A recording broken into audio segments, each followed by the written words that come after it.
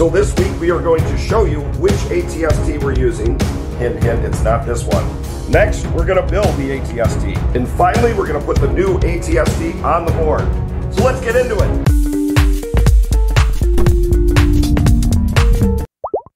All right, first things first. Why are we not using the UCS AT-AT? I know you guys are going to say in the comments, it scales way better with the little ATST. And although it looks horribly imposing over Echo Base, wouldn't it be cool just to have 5 of these on the MOC? Well, it would be cool, but that's like $5 grand. Hey, and don't get me wrong, if you guys sent us 5 of these today, there'd be 5 of them on the MOC. But we are going to have 5 walkers on the MOC. Big, little, whatever, we're gonna have 5. So we had to come up with a plan B. So, plan B, if this is just right for the UCS, that of course means it's not going to be just right for a puny little play scale AT-AT. In fact, this AT-AT could be an ATST to that one. Oh man, I don't know what I just said. Plan B. Because this ATST is way too big for this play scale AT-AT, we need to build another ATST that is scaled correctly. I know size should not matter, as Yoda says, but in this case, that just looks too ridiculous. And once again, I have to give a shout out to Josh Lind, whose UCS AT-AT is on loan for this week's episode. Now, I have to give another shout out for someone that finally cracked the case for us, and it was right under our own nose on this channel for a while, which is Brickanics. He is building an Inferno Endor MOC right now that is fantastic. It's awesome. It puts other MOCs, including this one, to shame with this level of detail. You guys need to go check it out. But he also has on his MOC an ATST. And through his research, he has found the answer. And of course, like all answers in LEGO, it lies on Rubricable. So on Rubricable, there is one MOC builder, Brick Boss, who has come up with the definitive ATST. Here it is on Rubricable. Brickanics did an amazing review of this MOC build. I'm going to put a link to it in the description. You guys need to go check it out. So first things first, I am going to build this version of the ATST in super hyperlapse mode. And I forgot to mention that this ATST is the brand new one, LEGO set number 75322, which is the Hoth ATST. So this one, if it was the right size, would be perfect. But it's not the right size.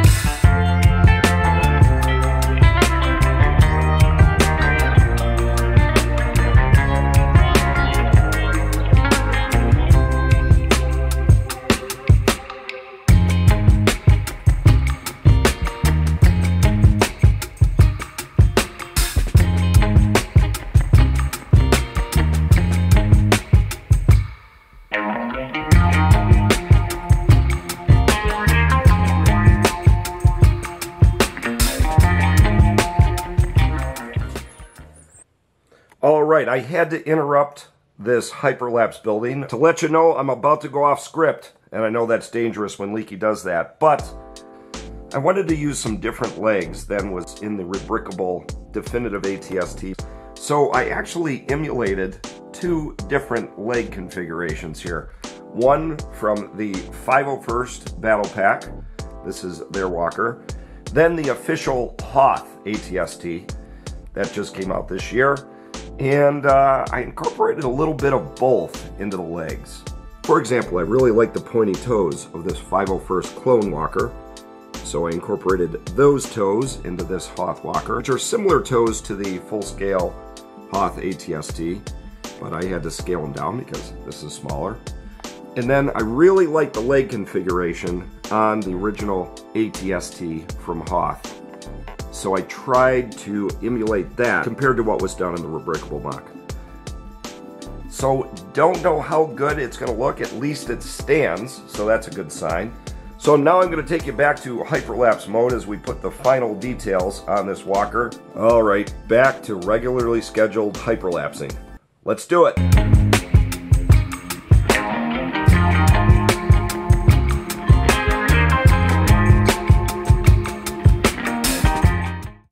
right, so there is the final ATST build.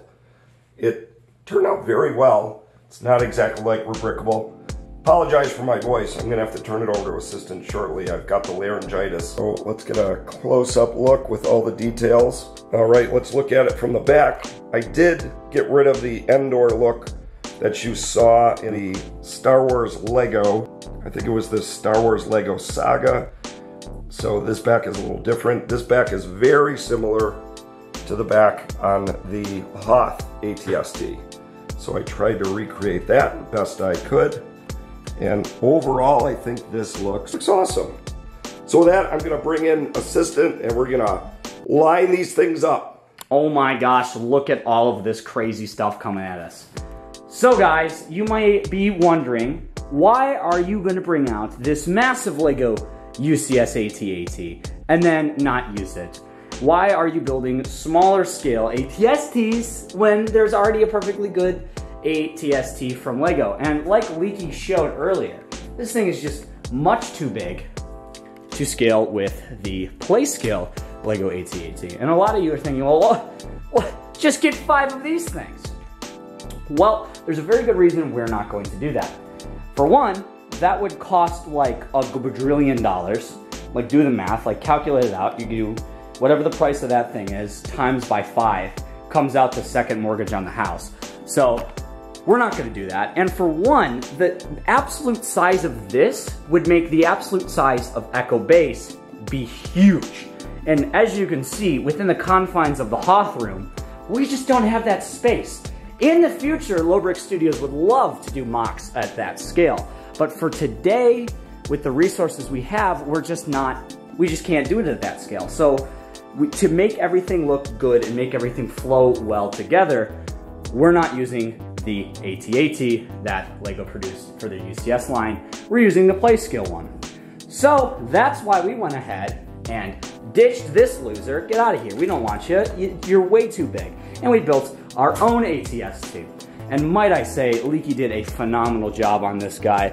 I know he did build the legs, and the top half of it came from Rubricable. So, Rubricable. Yeah, whatever. And it looks really, really good here. So, that's our decision, and that is also another reason why we're not going to have a UCS Millennium Falcon. Because Echo Base would need to be a whole lot bigger, and it would also kind of devalue from the rest of the MOC. I feel I really like having stuff in scale to what you're looking at here. So I know these guys don't really match up with the Millennium Falcon, and these guys don't match up with that, but you understand what I'm saying. It all has to fit here and feel real and feel like it's big to the minifigures and not overshadow Echo Base itself. Because remember, we are building with Legos. If we wanted to build an Echo Base the size of that, it would literally be, we'd need like cranes and structural engineers and stuff, and that's just way beyond the capacity of what Lobricks can produce.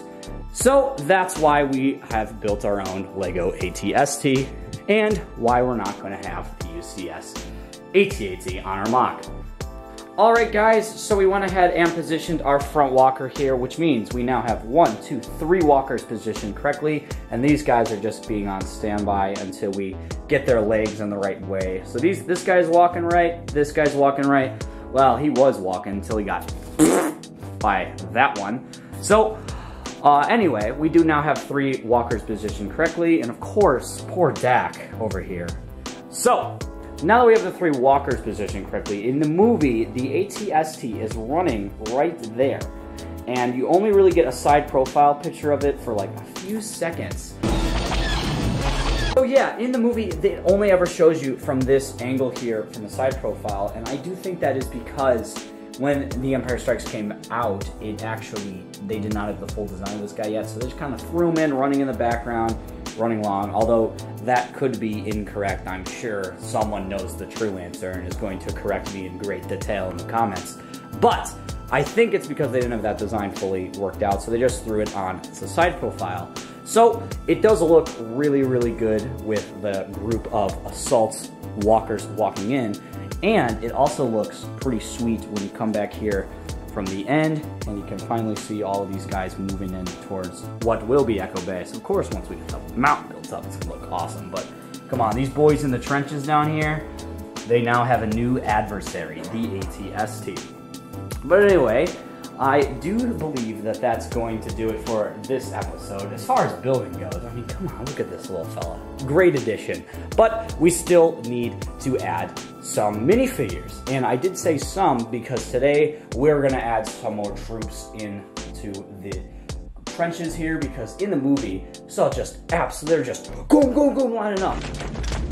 So there is a few spots I want to fill in. Most importantly, this spot right here. I'm gonna put a old trooper and a new trooper in, so let's get those guys placed. All right, so let's add in our old Hoth trooper here first. Have him standing up there, ready for battle, next to his comrades, of course, ready to fight the oppressive empire.